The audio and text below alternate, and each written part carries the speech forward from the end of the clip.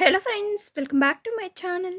ಈ ವಿಡಿಯೋದಲ್ಲಿ ಪಕ್ಕಾ ವಿಲೇಜ್ ಸ್ಟೈಲಲ್ಲಿ ಮಟನ್ ಸಾಂಬಾರನ್ನ ಯಾವ ರೀತಿ ಪ್ರಿಪೇರ್ ಮಾಡ್ಕೋಬೇಕು ಎಂಬುದನ್ನು ತೋರಿಸ್ಕೊಡ್ತಾ ಇದ್ದೀನಿ. ರಾಗಿ ಮುದ್ದೆಗಂತೂ ಈ ಸಾಂಬಾರ್ ಪರ್ಫೆಕ್ಟ್ ಕಾಂಬಿನೇಷನ್ ಅಂತಲೇ ಹೇಳ್ಬೋದು. ಇಲ್ಲಿ ನಾನು 1.5 kg ಮಟನ್ ತೊಗೊಂಡಿದ್ದೀನಿ. ಮೀಡಿಯಮ್ ಪೀಸಾಗಿ ಕಟ್ ಮಾಡಿಕೊಂಡು ನೀಟಾಗಿ ತೊಳೆದು ತೊಗೊಂಡಿದ್ದೀನಿ ಫ್ರೆಂಡ್ಸ್.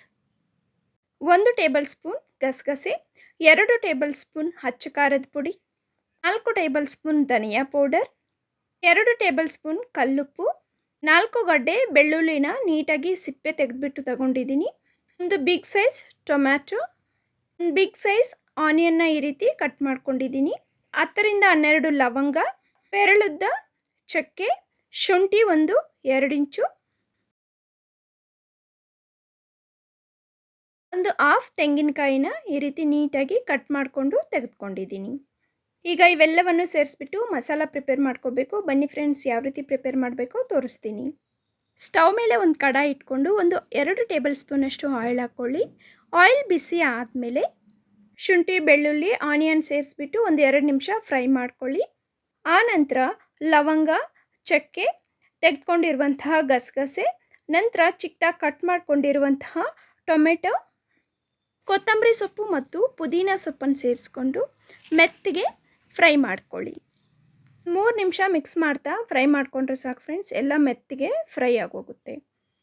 ಈಗ ತೆಗೆದುಕೊಂಡಿರುವಂತಹ ಖಾರದ ಪುಡಿ, ಧನಿಯಾ ಪುಡಿ, ಅರಿಶಿನ 1 ಟೇಬಲ್ ಸ್ಪೂನಷ್ಟು ಸೇರಿಸ್ಬಿಟ್ಟು ಸ್ಟವ್ನ ಆಫ್ ಮಾಡಿಬಿಟ್ಟು ಎಲ್ಲವನ್ನು ನೀಟಾಗಿ ಆಯಿಲಲ್ಲಿ ಮಿಕ್ಸ್ ಆಗೋ ಥರ ಮಿಕ್ಸ್ ಮಾಡ್ಕೊಂಬಿಡಿ.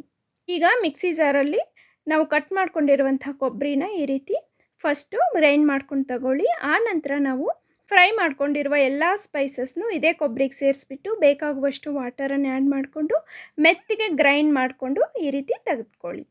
ಸ್ಪೈಸಸ್ನೆಲ್ಲ ಎಣ್ಣೆಯಲ್ಲಿ ಫ್ರೈ ಮಾಡ್ಕೊಳ್ಳೋದ್ರಿಂದ ಸಾಂಬಾರು ತುಂಬ ಟೇಸ್ಟ್ ಇರುತ್ತೆ ಫ್ರೆಂಡ್ಸ್.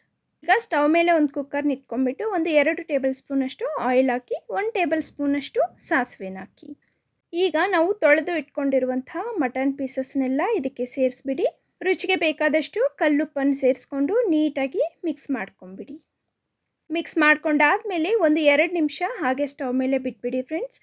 ಮಟನ್ ಎಲ್ಲ ನೀಟಾಗಿ ಎಣ್ಣೆಯಲ್ಲಿ ಫ್ರೈ ಆಗಿ ಈ ರೀತಿ ಕಲರ್ ಚೇಂಜ್ ಆಗೋವರೆಗೂ ಎಣ್ಣೆಯಲ್ಲೇ ಬಿಟ್ಬಿಡಬೇಕು. ಈಗ ನಾವು ರುಬ್ಕೊಂಡಿರುವ ಮಸಾಲೆ ಎಲ್ಲ ಸೇರಿಸ್ಬಿಟ್ಟು ಪೀಸ್ಗಳಿಗೆಲ್ಲ ಅಂಟೋ ಹಾಗೆ ನೀಟಾಗಿ ಇನ್ನೊಂದ್ಸಲ ಮಿಕ್ಸ್ ಮಾಡ್ಕೊಂಬಿಡಿ. ಮಸಾಲೆ ಎಲ್ಲ ನೀಟಾಗಿ ಮಿಕ್ಸ್ ಆದಮೇಲೆ ಈಗ ಬೇಕಾಗುವಷ್ಟು ನೀರನ್ನು ಹಾಕ್ಕೊಳ್ಳಿ. ಮಟನ್ ಸಾರು ಯಾವಾಗಲೇ ಆಗಲಿ ನೀರಾಗಿದ್ರೇ ಟೇಸ್ಟ್ ಇರುತ್ತೆ ಫ್ರೆಂಡ್ಸ್. ಅದಕ್ಕಾಗಿ ನಾನು ಸ್ವಲ್ಪ ನೀರನ್ನು ಜಾಸ್ತಿನೇ ಆ್ಯಡ್ ಮಾಡ್ಕೊತಾ ಇದ್ದೀನಿ. ಈಗ ಕುಕ್ಕರ್ಗೆ ಕ್ಯಾಪ್ ಹಾಕ್ಬಿಟ್ಟು 3ರಿಂದ 4 ವಿಸಿಲ್ ತರಿಸ್ಕೊಂಬಿಡಿ. ನಾನು ಇಲ್ಲಿ 4 ವಿಸಿಲ್ ತರಿಸ್ಕೊಂಬಿಟ್ಟು ಪ್ರೆಷರ್ನ ಓಪನ್ ಮಾಡ್ತಾ ಇದ್ದೀನಿ. ಸ್ಮೆಲ್ ಅಂತೂ ತುಂಬ ಚೆನ್ನಾಗಿದೆ ಫ್ರೆಂಡ್ಸ್. ನೋಡಿ, ಈಗ ನಾವು ಮುಟ್ಟಿ ನೋಡಿದ್ರೆ ಪೀಸ್ ಎಲ್ಲ ಮೆತ್ತಿಗೆ ಇರುತ್ತೆ. ಈಗ ಕುಕ್ಕರ್ನ ಸ್ಟವ್ ಮೇಲೆ ಮುಚ್ಚಳ ಹಾಕ್ತೀರಾ ಹಾಗೆ ಇಟ್ಬಿಟ್ಟು 5ರಿಂದ 6 ನಿಮಿಷ ಹಾಗೆ ಕುದಿಸ್ಕೊಂಬಿಡಿ. ಅಷ್ಟೇ ಫ್ರೆಂಡ್ಸ್, ಟೇಸ್ಟಿ ಹಳ್ಳಿ ಸ್ಟೈಲ್ ಮಟನ್ ಸಾಂಬಾರು ಪ್ರಿಪೇರ್ ಆಗೋಯಿತು. ನಾನು ರಾಗಿ ಮುದ್ದೆಗೆ ಸರ್ವ್ ಮಾಡ್ಕೊತಾ ಇದ್ದೀನಿ. ಮುದ್ದೆಯಲ್ಲಿ ಸ್ವಲ್ಪ ತುಪ್ಪನ ಸೇರಿಸ್ಬಿಟ್ಟು ಸರ್ವ್ ಮಾಡಿಕೊಂಡ್ರೆ ತುಂಬ ಚೆನ್ನಾಗಿರುತ್ತೆ. ಮಕ್ಕಳಿಂದ ಹಿಡಿದು ದೊಡ್ಡವ್ರವರೆಗೂ ತುಂಬ ಇಷ್ಟಪಟ್ಟು ತಿಂತಾರೆ. ಸಾಧ್ಯ ಆದರೆ ಈ ರೀತಿ ನೀವು ಒಂದ್ಸಲ ಟ್ರೈ ಮಾಡಿ, ತುಂಬ ಟೇಸ್ಟಾಗಿರುತ್ತೆ. ಈ ವಿಡಿಯೋ ಇಷ್ಟ ಆದಲ್ಲಿ ಪ್ಲೀಸ್ ಒಂದು ಲೈಕ್ ಕೊಡೋದು ಮಾತ್ರ ಮರಿಬೇಡಿ. ಅದೇ ರೀತಿ ನಿಮ್ಮ ಫ್ರೆಂಡ್ಸ್ ಹಾಗೆ ಫ್ಯಾಮಿಲಿ ಮೆಂಬರ್ಸ್ ಜೊತೆ ಶೇರ್ ಮಾಡ್ಕೊಳ್ಳಿ.